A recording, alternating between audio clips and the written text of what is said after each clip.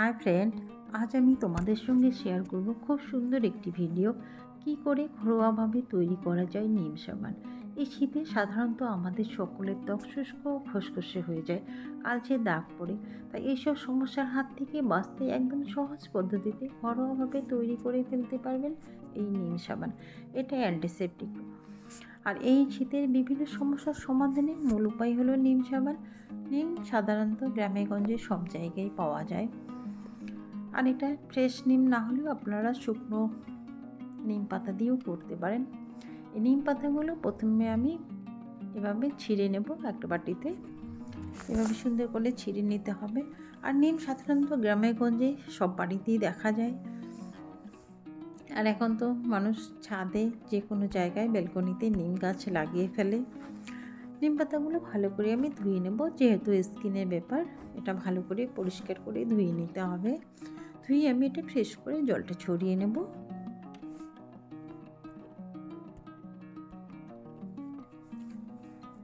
এটা আমার ভালো করে ধোয়া হয়ে গেল। একটা মিক্সিং জারে আমি এটা পেস্ট করে নেব। একদম ফাইন পেস্ট করে নিতে হবে। আর মনে রাখবেন, খুব একটা জল দেবেন না। এটা খুব একটা বেশি জল দিয়ে পেস্ট করা যাবে না, তাহলে পরিমাণটা অনেক বেশি হয়ে যাবে।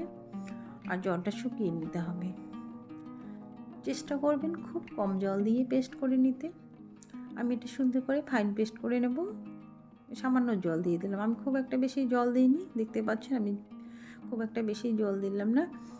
দেখুন পেস্টটা কত সুন্দর হয়ে গেল।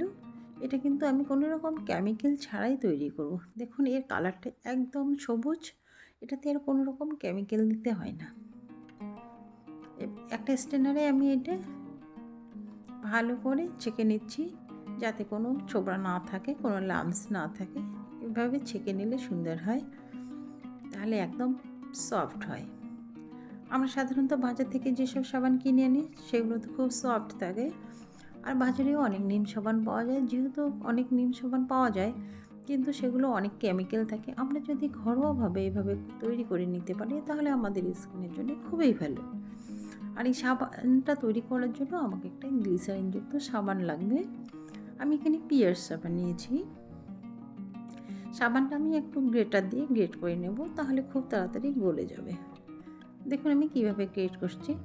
আর যে কোনো গ্লিসারিনযুক্ত সাবান দিয়ে আপনারা তৈরি করতে পারবেন, কারণ শীতে গ্লিসারিনযুক্ত সাবান আমাদের ত্বকে খুবই উপকার করে, ত্বকে আর্দ্র রাখে। যেহেতু আমাদের ত্বক এমনিতেই খসখসে হয়ে যায় শীতকালে, গ্লিসারিনযুক্ত সাবান দিলে ত্বক একটু সফট হয়ে যায়। আবার নিম দিয়ে যদি তৈরি করা হয়, ত্বক খুব সুন্দর হয়। এটা হোয়াইটনিংয়ের কাজ করে, আর আমার ত্বকের যে কোনো সমস্যার সমাধান থেকে দূর করে।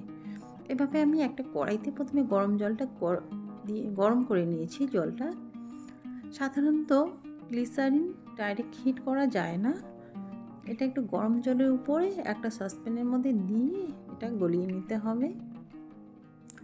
আমিও সেরকমভাবে একটা কড়াইতে গরম জল দিয়েছি। জলটা গরম হয়ে আসার পর আমি সসপ্যানটা এখানে বসিয়ে দিলাম। দেওয়ার পরে আমি গ্লিসারিনটা গলে নিলাম। আর এখানে দেখবেন পরিমাণটা। হ্যাঁ বন্ধুরা, একটা কথা বলি, সাবানটা কিন্তু আমার একটা থেকে একটু বেশি ছিল। বাটিতে আর একটু টুকরো সাবান ছিল, আমি সেটা এখানে দিয়েছি। আর আমি বাটিটারই কিন্তু হাফ বাটি পেস্ট দিয়ে দিলাম। খুব একটা বেশি দেওয়া যাবে না, দেবেন না আর কি। আমি একটা ছোট্ট বাটির হাফ বাটি দিয়ে দিলাম। দিয়ে সুন্দর করে এটা গরম করে নিলাম। নিয়ে এবার একটা ভিটামিন ই ক্যাপসুল দেব। ভিটামিন ই ক্যাপসুলের ব্যবহার সবাই জানেন, এটা স্কিন হোয়াইটনিং করে, ত্বক ভালো থাকে। আমরা এটা মুখেও ব্যবহার করি।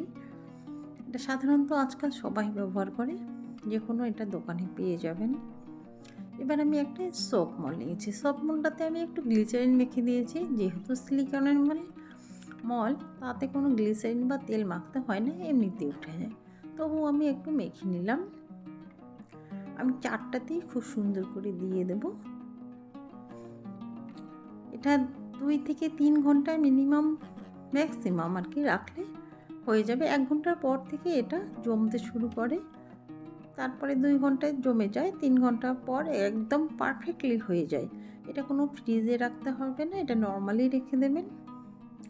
চলে আসলাম আমি 3 ঘন্টা পর। দেখুন এটা শক্ত হয়ে গেছে। এটা অতি সহজে বের হয়ে আসবে যেহেতু এটা সিলিকনের মল। এইভাবে আপনারা যদি সিলিকনের মোল না থাকে কাচের বাটি বা স্টিলের বাটিতেও ভ্যাসলিন লাগিয়ে নিতে পারেন। যেহেতু আমার কাছে মোলটা ছিল তাই আমি এটাতেই করেছি। আপনাদের কোনো টেনশন করতে হবে না, যে কোনো বাটিতেই করতে পারবেন। যারা বানাতে ইচ্ছুক যে আমাদের মল নেই কী করে হবে, কিন্তু না, যে কোনো বাটিতেই করে নিতে পারেন। প্লাস্টিকের বাটি, স্টিলের বাটি, কাচের বাটি, দেখুন কতটা সুন্দর হয়েছে, শেপটাও কত সুন্দর আর কালারটাও কত সুন্দর। কোনো কেমিক্যাল ছাড়াই এটার কালারটা এতটা সুন্দর হয়েছে। দেখতে একটা অসাধারণ লাগছে, কালারটা কতটা সুন্দর। দেখুন এটা পারফেক্টলি হয়ে গেছে। আর এর শীতের ব্যবহারের কোনো তুলনাই নেই। আমি একটা হাত ধুয়ে দেখাচ্ছি এটা কতটা ফেনা, খুবই সুন্দর। আমি এটা ইউজ করি কিন্তু সবসময়। আর এই শীতে যদি এটা ইউজ করেন ত্বক খুব শুষ্ক থেকে বাঁচতে পারবেন, ত্বক আর্দ্র হয়ে যাবে। এইভাবে অ্যালোভেরা সাবানও আপনারা বানিয়ে নিতে পারবেন। আমার চ্যানেলে অ্যালোভেরা সাবানের ভিডিও দেওয়া আছে, চাইলে দেখতে পারবেন। ভিডিও ভালো লাগলে অবশ্যই লাইক, কমেন্ট, শেয়ার করবেন আর চ্যানেলটি সাবস্ক্রাইব করে চ্যানেলটির পাশে থাকবেন। ততক্ষণ পর্যন্ত ভালো থাকবেন, সুস্থ থাকবেন। দেখা হচ্ছে নেক্সট কোনো এক নতুন রেসিপিতে। ধন্যবাদ।